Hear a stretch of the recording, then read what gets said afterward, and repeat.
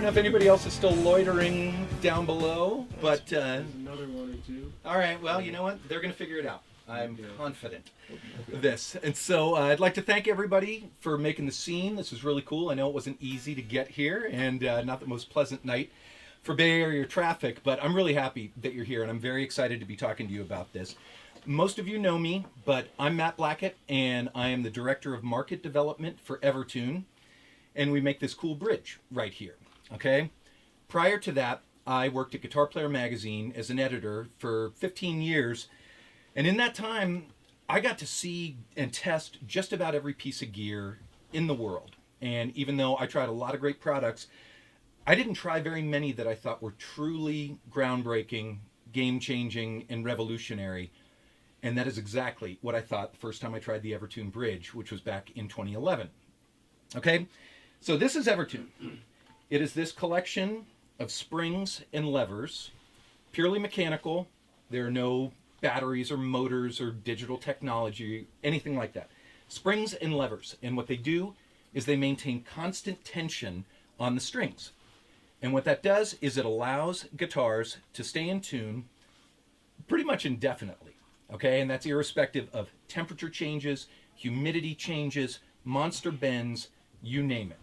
Okay, and so it also allows guitars to intonate flawlessly all the way up the neck because it's working dynamically in real time to keep string tension constant.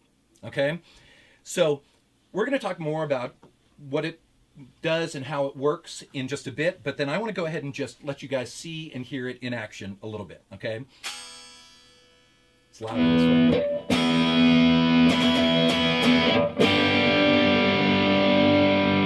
Okay, this guitar is perfectly in tune. Even though I did confirm that today, I haven't tuned this guitar and I haven't adjusted the intonation since I put these strings on, which was over 2 weeks ago. Okay, and so what I'm going to do,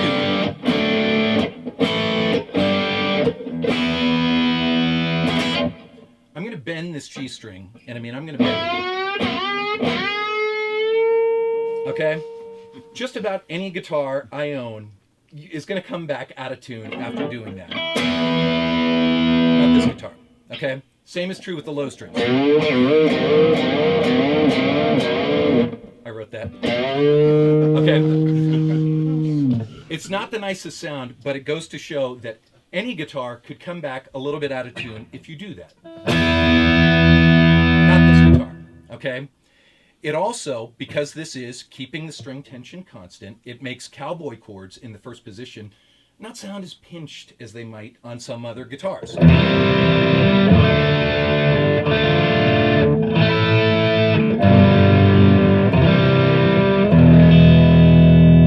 that C to E change can be kind of dicey on some guitars, okay? Not this one. So we talked about how it can help it to intonate sweetly up the neck. Okay? Even if I reference against an open string all the way up there, it's just freakishly in tune.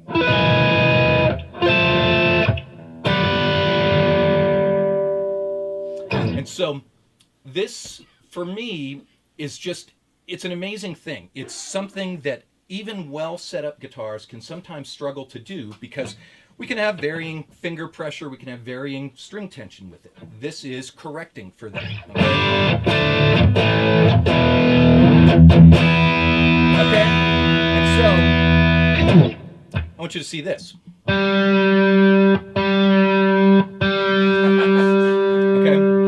I'm detuning the G string and the pitch isn't changing. Now I'm going to bend it. And the pitch isn't changing. Okay? I know what you're thinking. Why would you want that? Okay, it's a good question. In most cases, you wouldn't. Okay? Although Reto and I are going to talk about a potential benefit of this in just a little bit. But it goes to show you how smart and effective this system is at keeping strings in tune. Okay? So now I'm going to tune it back up. Okay, you hear that? That is the point at which the tension of the string is overriding the tension of the springs in back, We call it the bend stop. Okay, so I'm going to find that spot again. And back off just a little bit. Now that note will be in tune, but if I go to bend it, I can bend just like normal. I can do vibrato. Okay, even subtle vibrato goes right through there, but I cannot squeeze that note out of tune. Okay? And so this is how I set up my EverTune guitars. And it's an incredibly stable, forgiving setup. I can chord all over the neck with extreme confidence, but if I go to bend a note, it's right there. Okay, so it reacts really just like any other guitar I have. It just won't go out of tune, and it will intonate all the way up the neck. Okay? So these are some of my favorite things about the EverTune bridge, and I want to bring Gary up here to talk about some of the technical aspects, but before we do that, what questions do you have for me? I was going to pass this around. Questions? Anyone? String weight, String weight. Meaning? how much effect and what range can you use and still? It needs to be dialed in. I think That's you're a good probably, question. it's a great question, and you're Yeah. more qualified to handle this. There's a string tension calculator on the website. So if you go online, you tell them what gauge you want, what pitch you're going to tune it to. It tells you which of the 3 saddle modules you need to use. So if you have a big heavy string and you're tuning it something out of the ordinary, you might need the heavier spring or the lighter spring. And I could make something up, but there's a pretty big range it'll work in. But I do find every once in a while I have to change out an A or a D for a thicker string. I keep around almost every saddle in the shop, so if I'm doing an install, I can swap it out without having to order one. But they'll swap it for free. If you order one, do it yourself, they'll just swap it out for you. Or you can order an extra saddle. But it's real easy on the calculator. If you break a 9 and you put a 10 on there, does that screw it all up? It totally screws it up. Okay. Because it's a real delicate It's the tension. balancing act. What Matt kind of glanced over how he comes up to the pitch he's tuning. He goes up till it starts to go sharp, and he goes back a little bit. Well, you can go back as far as you want. And one trick I do is if you're too close to what we call the bend stop, when you go to, say, the G string, you go to play the note, I push down on the string behind the fret, and I see if it goes sharp. If I want to see how close I can come to that bend stop for maximum bending, I'll just tune it until it starts to go sharp. You want to show that? That's exactly what I do as well. So that's right on the cusp, and then I will check it on a tuner and just fret the note and squeeze it as hard as I can, and I want to hear it just go just that little hair sharp right there. So you can hear it go sharp. Yes. When But I mean barely, and I would never squeeze a note that hard, I hope. And so that's why a chord will still sound in tune, but a bend will be fine. And vibrato, even subtle vibrato, will still come through. Right. And if you don't bend, say you don't bend your D, A, and E string, low E, say you're just not in the habit of bending them, you can drop down a little more and have just a little more margin of error. Right. That's not right. that you really need it, but you can actually spend a little time with it and control where you put each string. Now, that's an excellent point, and Steve Stevens is a big EverTune user, and that's precisely what he does with his guitars. He told me that he keeps the bottom 3 strings, especially when he's in drop D tuning with it, keeps them a little bit more forgiving on this, so he can just hit them as hard as he wants, but his top 3 strings are just like any other guitar, and he can bend, he can do his vibrato, he can do everything, but it's just rock solid everywhere he goes. It's a little freaky hitting, like you're in drop D doing a tune, like the Rage guy, Rage Against the Machine's got, he hits it hard, and you can hear it go sharp. When he hits it, it's a part of that sound. And this doesn't do that. You can smack it and the pitch stays. Nope, that's right. So it's a little weird at first because you just use it differently. So you some players who have been playing for 80 years play it and they're like, I just can't. This isn't what I'm used to. I'm used to correcting things, and it's it takes a little getting used to. Not much though. It's real easy to get used to and kind of get spoiled by how. Well, I was wondering if you get sad when you go and pick up your regular Les Paul. I don't get sad at all, but it is different. And the point Gary just made, I was going to make that exact point a little bit later, that if you do any research online about EverTune, you know that the metal players love us, and it's for exactly what you just described. You can lean in to these low strings, even with lower tunings, and it doesn't do that boom thing where the note goes sharp, which is a sound, right? And that's a sound that we like, but I mean, just, you know.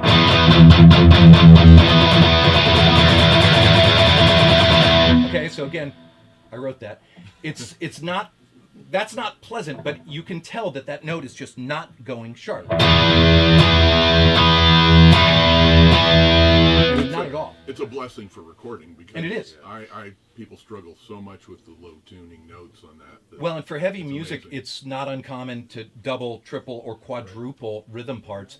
You can do that without even thinking about it, and they all line up. How does it handle like the compound bends, like like a Grissom trick or a Yeah. Jerry Rossington type? Okay, that's a great question. And so in my mind, it works better because even on fixed bridge guitars of mine, if I do these kind of triple stop bends, these top two strings will sag a little bit because the neck might move a Just little like the bit, stock right? PRS man-made trim, so you just kind of learn to adjust certain things. That's or right. whatever. Okay, and so for these, it's like those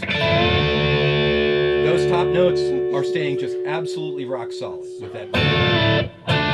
And so yeah, I really like it for that. And for me, it's an absolute benefit when it comes to bending strings. And yeah, Jack, you have. Well, so my question is, what is your experience on the gig when you're playing? Let's say you play a whole set, and you come back to the guitar for the second set, and is it just in tune? It's and just you're in tune. basically not, Okay. I have a hilarious story about this, and it's a true story. The very first gig I ever did with an EverTune guitar was actually the first gig I ever did with a new band. And it was an outdoor gig, and so I'm nervous, and I show up super early because I'm trying to make a good impression. And so I'm there early, and they said, well, you can just set your guitar there. And I said, all right. So I leaned my guitar case and a gig bag against a trash can. That trash can was full of ice, okay, which I didn't know. And then I'm just standing around trying to laugh at everybody's jokes, trying to be a good new band member. And then it's time to go. And I mean, it's go time. We have like 2 minutes to take the stage. I unzip my case, and it is frozen, right? There's condensation in there. The guitar is absolutely cold to the touch, and I'm not kidding. And I have to get on stage in direct sunlight. And so I am panicking, right? Panicking. And so I check my tuning, and it's in tune, but I don't believe it, right? And so the next song, I'm checking it, frantically checking my tuning, and it's in tune. And it's in tune. And the last song, it was in tune. I get home the next day, I take my guitar out of the case, and it was in tune. And so it happens exactly like that. And so I'm kind of an intonation weirdo, so I do like checking guitars and everything. With these ones, I swear, I don't think about it.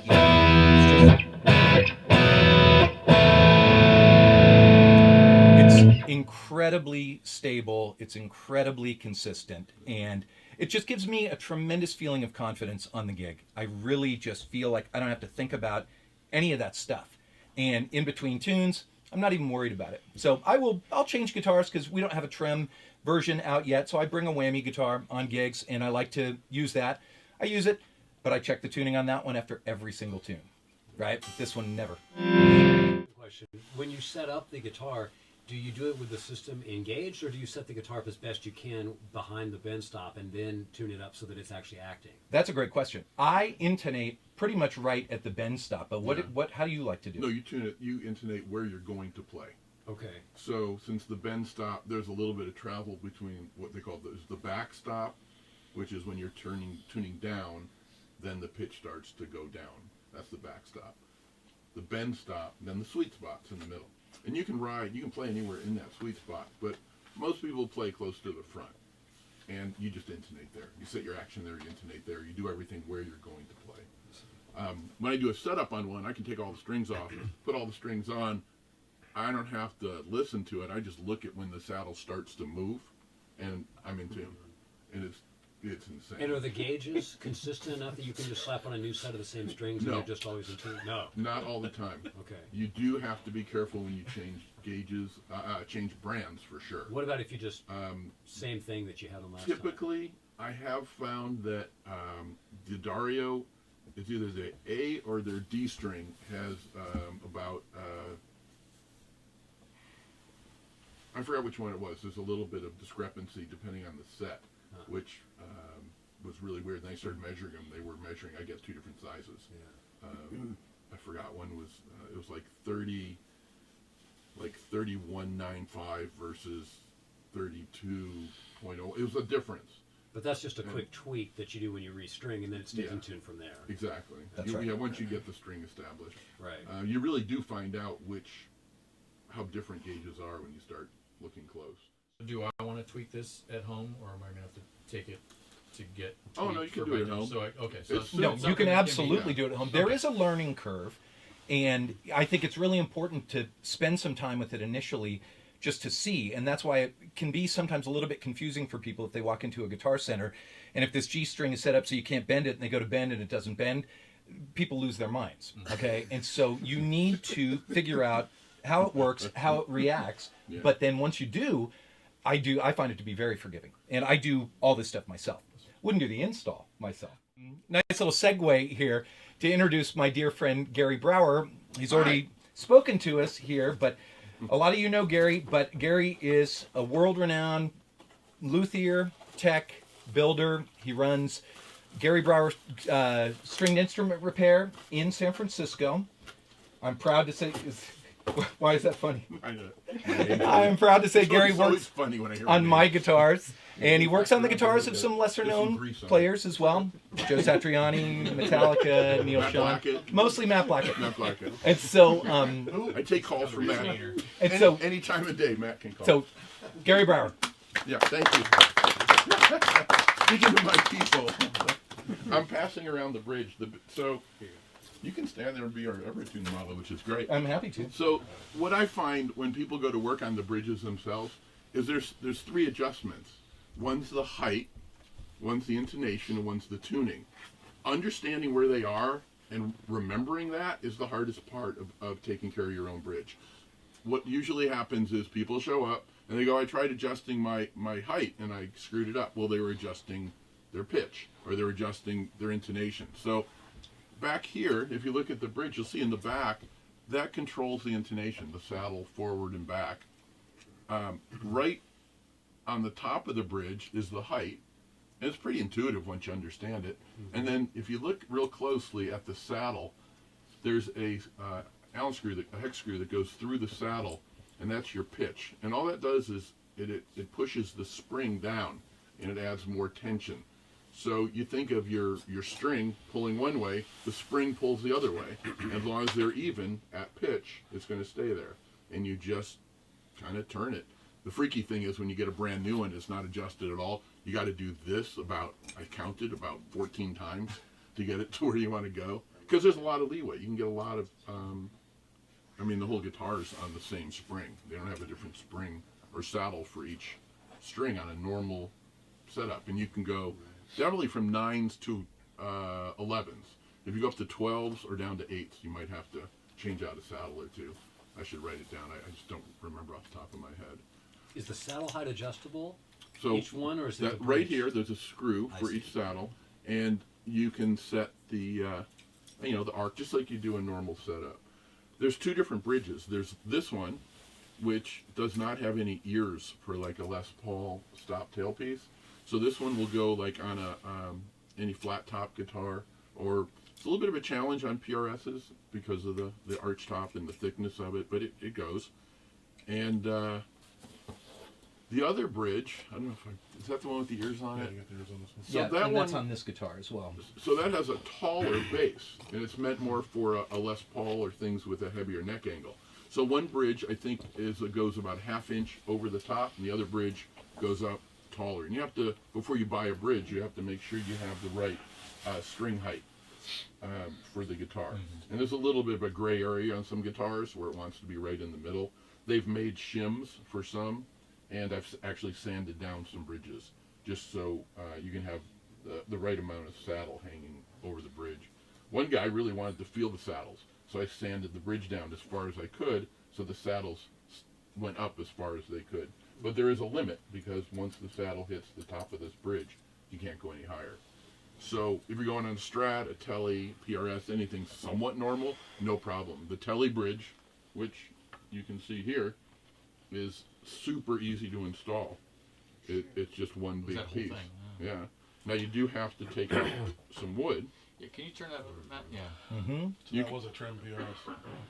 You can see there's some real estate gets removed. Right. Can you install these on like a 335? Yeah. Oh. I put them on 335s, Les Pauls. When I first discovered the company, I was so thrilled with what I saw. I called the guy immediately and said, "Who are you? Tell me everything." And then he flew out to San Francisco. We hung out. Now we're friends because he's just inventing shit, and I want to know what he's doing. The bass bridge is coming out pretty soon. If you've recorded bass, you know that every bass player plays the F sharp. It's just a thing. It makes every engineer crazy. We can't help it. And it just happens. I don't know what you're talking about. Exactly. Hey, where'd you show up? Not you though. No, you're dead on. So I've seen the most accomplished bass player probably in the country. One of the main session guys go in and play, and his F was sharp, and he got yelled at. And and I was like, wow, he's getting schooled. So the theory of how it works is that it gets rid of the fact that you have to push the string down to get to the fret. If you think that if you consider the frets are in the right place, more or less. There's guitars that they're not. We'll leave out Gretsch's and old Les Pauls, but most guitars will pretend they're in the right place. But you have to push the string down to get to the note. That's why every note on the first fret is sharp unless the string is really low. If you've cut your nut down so you barely touch it to get to the first fret, it'll be on, but anything above that, it goes sharp. Mainly the larger the core of the string, so the G is your worst offender, the low E is your second, then the B, then the A. So the G and the low E are your worst offenders. That's why you play a D chord, your A is always sharp. So it gets rid of that need to have the nut low because you're not stretching the string when you fret. It's making up for that in the spring. In a normal guitar, you intonate at your 12th fret, like everyone would normally intonate, and you see this pattern here, and your G string is the longest, and your E string is the longest, and you're making up for the fact that that large core goes sharp very quickly when you fret it. If you were going to really intonate a guitar, you would do the same thing at the nut, because the G string always goes sharp. You should shorten the nut in order to make that play in tune. And we do it often. We'll put a shim in front of it. Same thing with the low E, especially on a drop D tuning. We'll shorten this distance, so when you fret here, that's on. You don't have to do it with this because it makes up for the fact that you're stretching the string. So every reason a guitar goes out of tune, this makes up for it. Except if you know music theory better than I do, there's something about the third that's inherently a couple cents off. I've seen the numbers. That's it's right. been explained to me a million times. Yep. And I can't hang on to it, but there's a thing. And this does nothing about that. That's equal temperament. And the EverTune doesn't address equal temperament, but what it will do, as you were just describing, is this G sharp is still going to be a third. It's still got that thing, but the G sharps will be the same everywhere on the neck. Yeah. That one's not going to be any worse. And so, I mean, the way... That's how sharp a major third is. I just bent that root up to get a beatless third on it, and it's, I don't know what it is. It's like 8 cents or something. This doesn't address that, but that's okay. That's partly what makes guitars sound like guitars. Yeah. Now, there's people have tried to solve that with the true temperament neck. How does that do? You have one of those. Yeah, I do. Does that solve that? It does. much? It does certain things. It addresses certain things that we find sometimes a little bothersome with guitars, and I still play that guitar. Yeah. I haven't taken the plunge to have a true temperament neck with an EverTune bridge, but some people do. Henry's got that. That exists. He loves yes, it. it's a thing. Is that the weird fret thing? Where it's Yes, just the like squiggly off frets. the squiggly? Mhm. Yeah. And I know Buzz Featon's whole theory was he was going to try to borrow from the fifth to make the thirds better, and he and it kind of works, It kind of works. but it doesn't solve this problem though. It helps because he's moving the nut forward, and that helps the Fix first some fret things, but area. Didn't fix that well. But Right. and it helps with the third, but again, it doesn't help the whole guitar. Of all the systems I've tried, and I think I've tried almost every one, this is the only one that you don't have to think about. You put it on and you just play, and it corrects pretty much every problem you would have in normal playing instances, except that third thing. I'm just going to say thank you, good night. We're not going to get any better than that quote right there.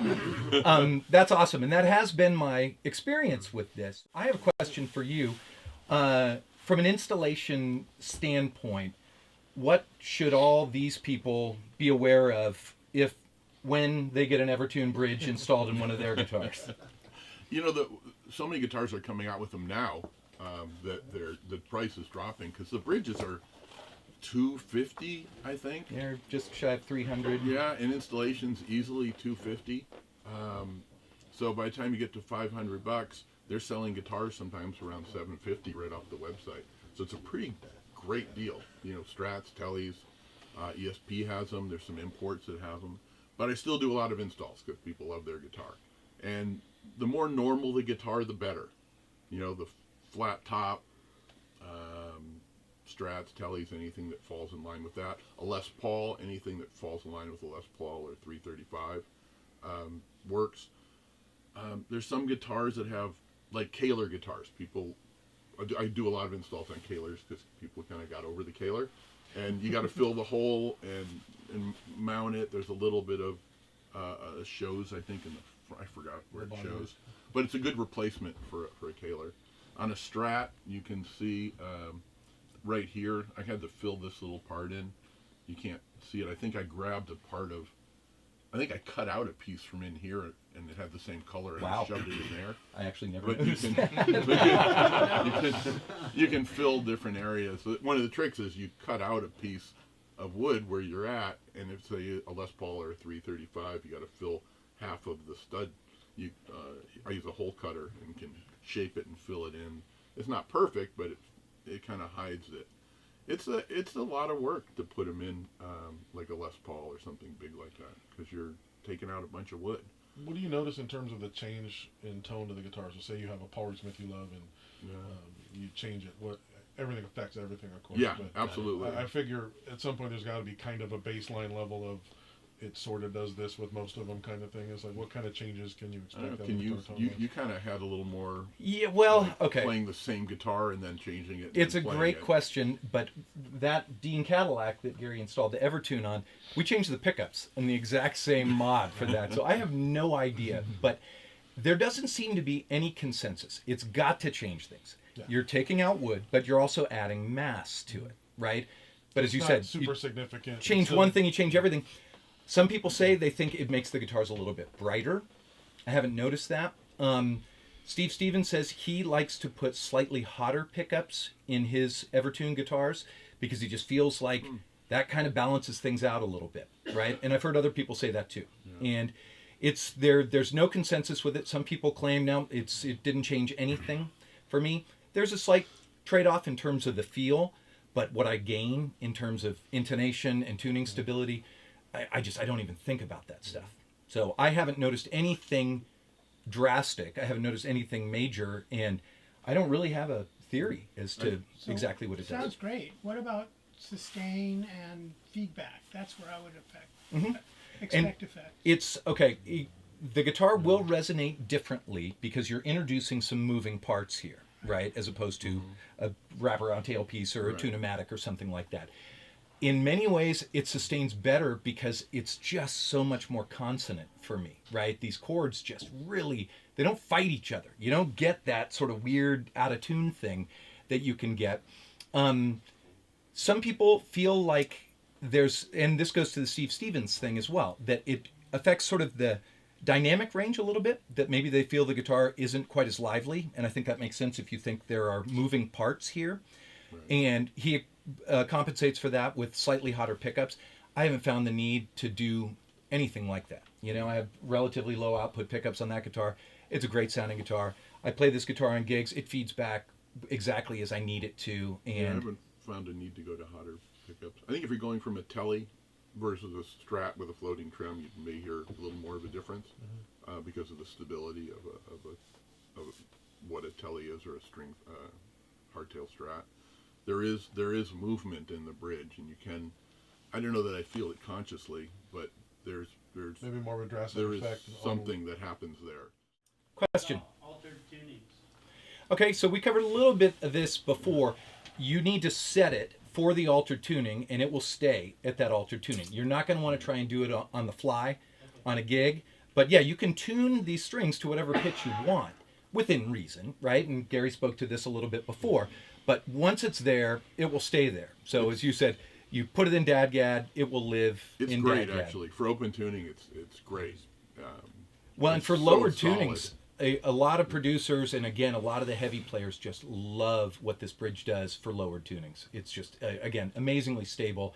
And the ability to hit low strings, detuned strings as hard as you want, and have them, not just the attack of the note be in tune, but the sustain of the note be in tune as well. It's kind of a whole new ballgame. Well, it's going to be awesome on like a baritone then, especially, right? Where you can Absolutely. Yeah. rattle up in there. Right? Yeah, I've Yep. done a baritone. Yep, and we do a lot of 7-string bridges, 8-string bridges, and yeah, it's again, the metal guys, they're all in. They've embraced it. When I first met Cosmos, the inventor of it, years ago, I was in New York and we had lunch, and he says, "I want you to meet someone who's using it. He's an early endorser," and he goes, "You got to see what he's doing with it." So he takes me over to the Wicked soundstage with the play Wicked, and they're down there, and the guy's got I'd never been down in the pit at a New York sort of musical thing. It was about this big, and he had a bunch of instruments around him. He had a couple EverTune guitars, and he was the guy that really was the first guy I saw go crazy about it, because no matter, he goes, "I just pick it up, I play my part, I don't worry about it, I put it back down, I pick up this one, it's in this tuning, I play it, I put it here." He goes, "I don't have time to worry about tuning or worry about anything going wrong," and he was so excited about it that it really got me going on it also. I mean, I loved it anyway, but to see it in action was a whole other thing. Right. It was Yeah. kind of fun just to see the whole, like how he did it and just how fast he had to move. Yeah, because you don't get a second chance with that. I know people who favor EverTune equipped guitars for TV dates because, Yeah. again, it's got to be perfect. And I've been in TV studios, they're always cold. They always seem to be freezing for some reason. And this is a guitar that you can rely on with that. So those are a bunch of applications in the gigging world, in the building world, and all this. But where this guitar has really transformed things for me is in the studio. And so I'd like to introduce our host tonight, Mr. Reto Peter. I'm a big fan of this guy. And Reto he's mixed and produced and engineered a lot of great records. And so maybe you can speak just a little bit to how a guitar's ability to play in tune and stay in tune can impact your workflow in the studio. Well, I think it's self-explanatory that having a guitar that stays in tune will save tons of time. I mean, most of you are guitar players, and if you're in a studio, you retune the guitar after each take, sometimes after each part, because you're using different chords and things like that. So, and that can really interrupt the flow, a creative flow in the studio while you're doing takes. So having a guitar that stays in tune is time saving, but also just kind of takes that element that kills creativity out of the calculation, and it's like a good microphone that just sounds good, and you can trust it, and you're not trying to get a good sound. It's just like you don't have to think about that part of the recording process. So yes, absolutely. I have a question. When you're multi-tracking with an EverTune, do you want some slight pitch change from guitar to track to kind of fatten it out, or to go stereo?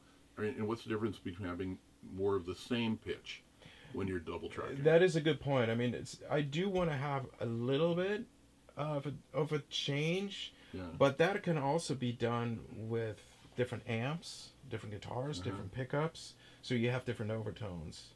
But if I have 3 distorted guitars and I they all play the same part, and then if there's too much detuning going on, then things start to kind of wobbly, Okay. and so I'd rather do the difference in tone as opposed to tuning. I'd rather Interesting. just have 2 Les Pauls on the sides with just a slight change of the amp, and I have one in the center, or maybe a telly in the center that is a little more mid-rangey through a different amp that just kind of rounds out the tone. Gotcha. So better with tone than with pitch. Well, and I can do speak to that a little bit because Steve Stevens addressed that exact point that he said when he first took EverTune guitars into the studio, he said, I played a part and it was great, everybody loved it, and then I went to double it, and he says, I've doubled guitars the same way my entire career, and he says, we doubled it with the EverTune guitar, and it was so in tune, we couldn't even hear it. And so they actually did what you just described, physically detuned it. And he says, I needed to just have a little bit of sway between these tracks.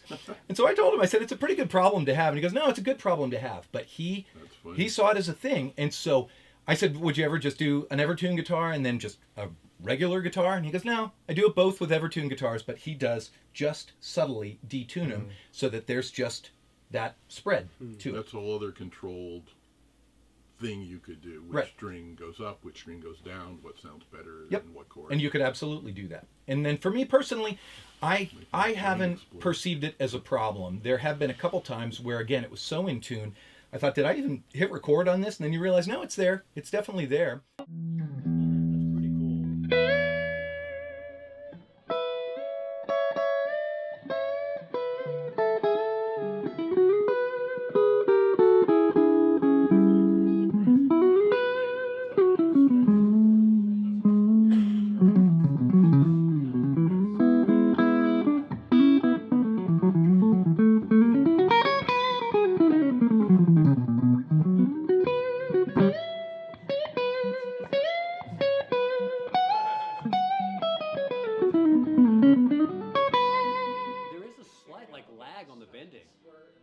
It's funny, it's interesting. Like that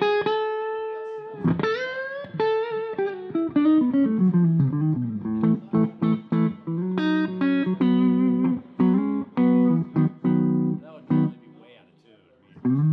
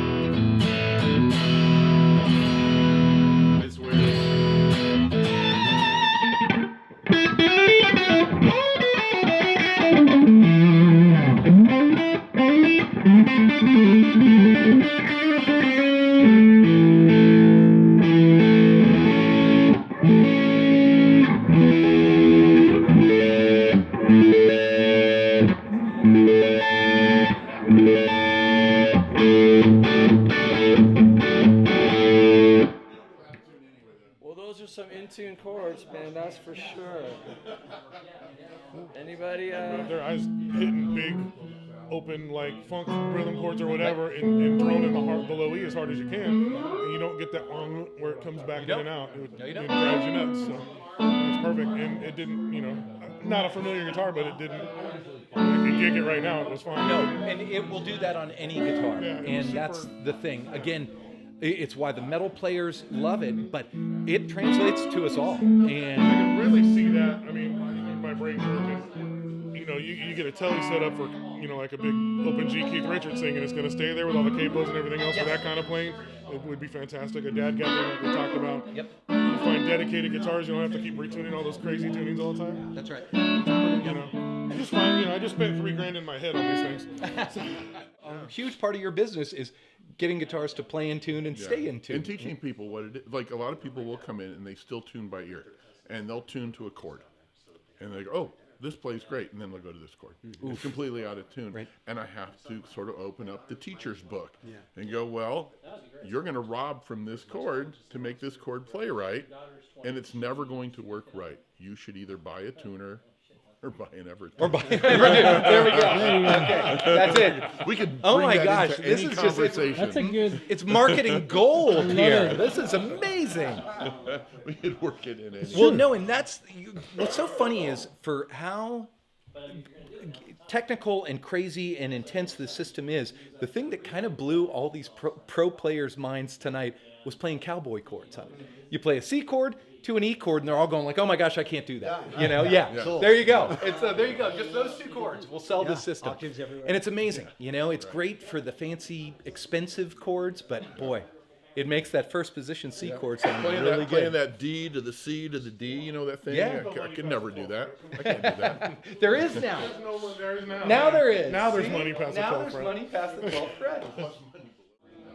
So what's your take on this one?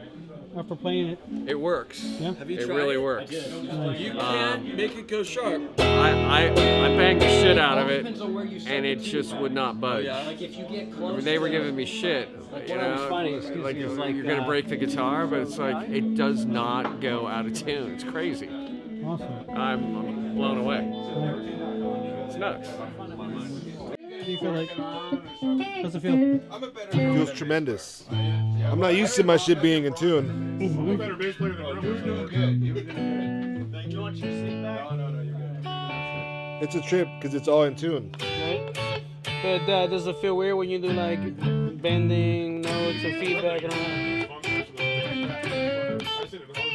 Not really. It feels good. It feels better than most guitars because it's in tune.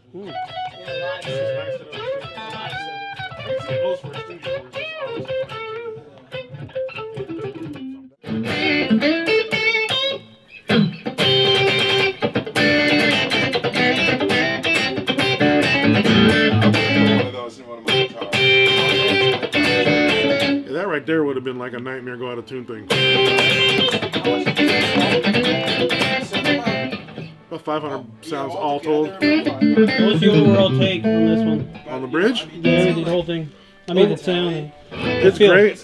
Like I said, the tone didn't distract me. It sounds like a Telly's supposed to sound. It didn't really. I didn't notice it. I mean, obviously, I'm not familiar with the guitar. It's a new guitar to me, but it sounds and feels like I expected. It stays in tune wonderfully. Like I said, my favorite part is on the type of riffs or patterns that are going to kind of just naturally go out of tune on a regular guitar, and you have to be super careful with how hard you use your right hand. You can just let it rip and not worry about it. Cause you think this will open up a lot of options for you? Like it'd be great for studio tracking and things like that. Just for knowing that you can go grab your guitar, record whatever you need to record. It's going to be in tune, and you don't have to worry about it. It's pretty impressive. Or on a gig where you start in the shade in an outdoor gig, and suddenly the sun's out, your guitar's not shifting all over the place and doing anything crazy. It'll just stay in tune. So it's a great tool. I don't know if I would use it exclusively on every guitar I own, but I would definitely want a guitar with it.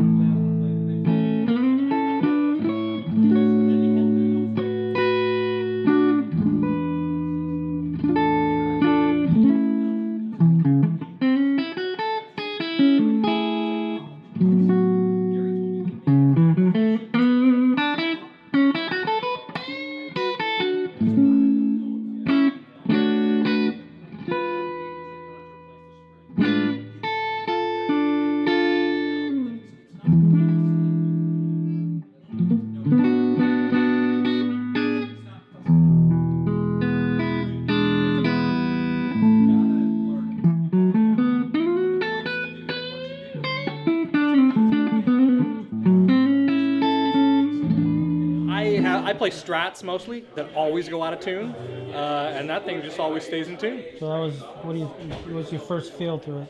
I thought it was going to feel weird, like there would be some kind of tension, but it just plays normally, plays naturally. Nice. Cool. Yeah.